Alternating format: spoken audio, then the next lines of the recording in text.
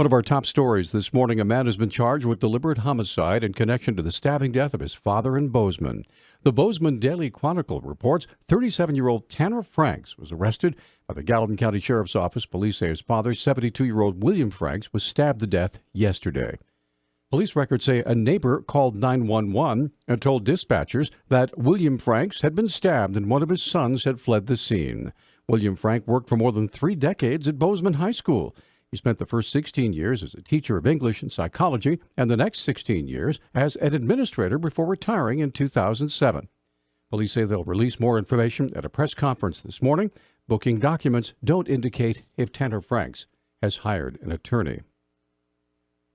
Leonard Higgins is on trial in Fort Benton for shutting off oil pipeline valves at Coal Banks Landing in October of last year.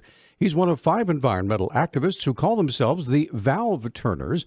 He explained why he was, quote, driven to desperation, end quote, to what he calls an act of civil disobedience. For myself, this is an act of desperation. I'm not the kind of person that you would have ever thought would take civil disobedient direct action. I'd never had any trouble with the law or courts. I worked for the state of Oregon for 31 years. Higgins hopes his and others who committed the offenses will bring about public discussion on the subject. Like other civil disobedient acts in the past around abolition or around women's suffrage, civil rights, might have some chance to move this issue into the public discussion, change public opinion, and move public policy as quickly as it needs to happen. If found guilty on all charges of felony trespassing and criminal mischief, Higgins could spend 10 years in prison.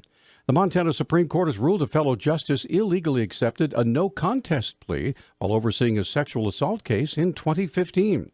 Justices vacated Gary Hansen's 60-year prison term for raping an 8-year-old girl in 2006 and sent the case back to district court in Great Falls, where Hansen can enter a legal plea, reach a new plea agreement, or take the case to trial. The justices, in a November 14th opinion, found then District Judge Dirk Sandefur violated a state law that prohibits no-contest pleas in cases involving sexual offenses. Hansen, who is now 61, was charged in 2013. The plea agreement was reached in June of 2015, just before his trial was to begin. Sandefur was sworn in as a Supreme Court justice in January of this year. 59-year-old Andrew Philip Romo was arrested late Monday night for riding a bicycle without a light. But that was only the beginning of his troubles with the law.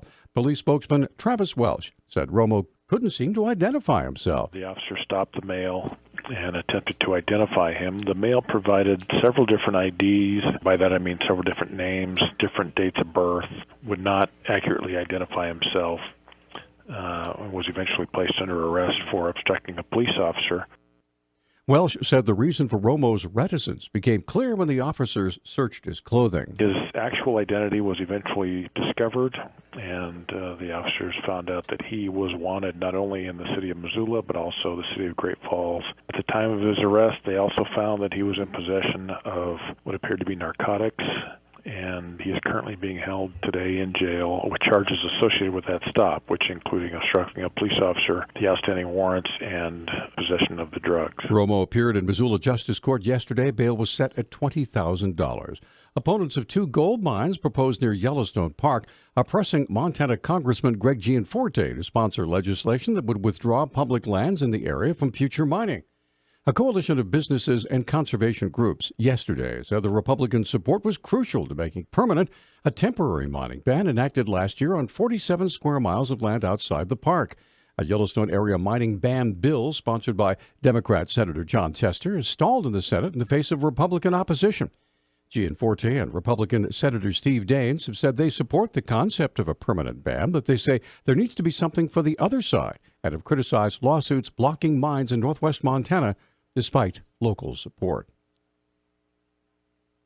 Missoula's dense fog was so bad yesterday that it didn't just impact drivers. According to Missoula International Airport Deputy Director Brian Ellisted, some pilots had to reroute. Unfortunately, the fog has moved into the area, and it is actually affecting airline operations today. So we've had a few airplanes divert to other cities and awaiting the fog to lift.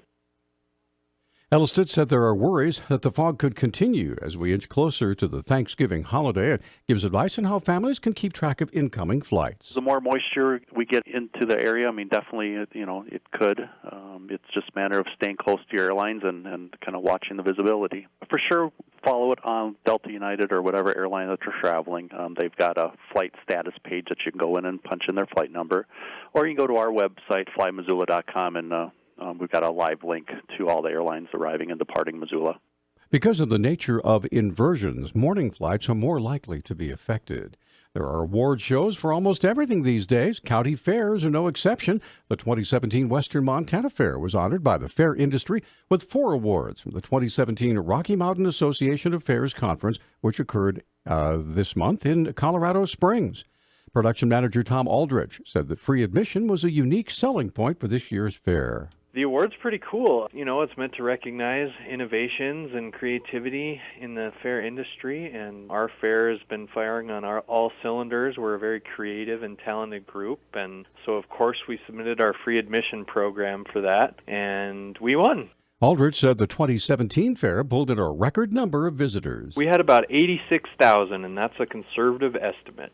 We went from about 54,000 to 67,000 from 15 to 16. So we got an extra 20,000 people through the free admission program. And 2016 was a great year for us too. So we already had a pretty high benchmark to get over. So you can see that over the last 3 years, there's been a very rapid upward trend in our attendance. The fair won 4 awards: the Renner Award for Innovation, first place for their logo, second place for their event guide, and third place for their fair premium book.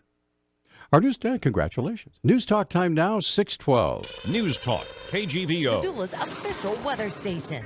Low clouds and patchy fog expected with scattered showers throughout your Wednesday. Highs will be in the upper 40s and low 50s. Tonight, overnight lows will be in the mid-30s. Windy weather is expected on Thanksgiving with rain likely. I'm meteorologist Brooke Foster for KECA 13.